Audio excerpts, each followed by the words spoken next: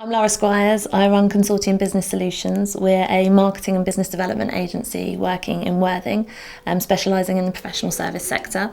I currently run my office from a converted garage at home. Obviously it has its pros and cons. The pros are that I don't have to travel to work. I can just walk through my dining room into the office. The downsides are obviously the work-life balance, so that there's always people here, even if I'm on a day off. When I started the business, it was quite important. Obviously, I earned enough money to justify giving up my job. So myself and my business partner sat down and worked out what our costs were and what we had to earn to be able to kind of survive. So we sat down and worked out childcare costs, mortgage payments, things like that. And then we worked out what we were going to charge our customers and how many customers we'd then need to make that worthwhile. So running a business is really stressful. So I think it's really important to set aside some you time so you can manage that stress and also have a clear head, because it's very hard to work on your business when you're so involved in it. So for me, the things that I do are quite physical. So either I go to the gym or I go to horse riding. Horse riding is particularly great because you're out in the countryside, it's fresh air, and it just gives you some clarity. It's really important to have the family involved in your business, whether it's your husband, your children, partner. They're involved whether you want them to be or not, because there are going to be sacrifices that the family have to make, particularly in the early days, whether it's not going on holidays, whether it's your partner picking up the slack with collecting children.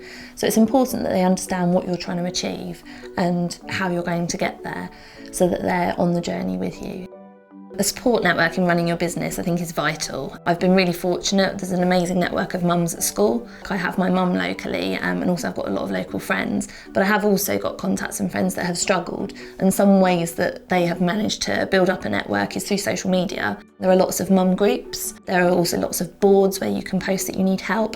Most schools now will have a Facebook page as well.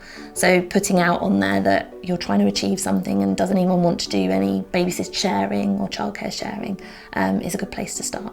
I think it's really important that you have sacred kind of non-work time. Obviously we've covered off the fact that I have my me time, but I think it's really important that you have time with the family as well. So I'm quite strict now about not working one of the days of the weekend. Sometimes one of them does fall into having a bit of work done on it, but often on a Sunday or a Saturday it would be a case that the laptop does not come out. It's quite important to have that cut-off time, otherwise you'll end up working 7 days a week and forget why you're working, because actually you're working for your family. My final tip would just be to go do it. Your work-life balance will work. You just have to find a way for it to work for you.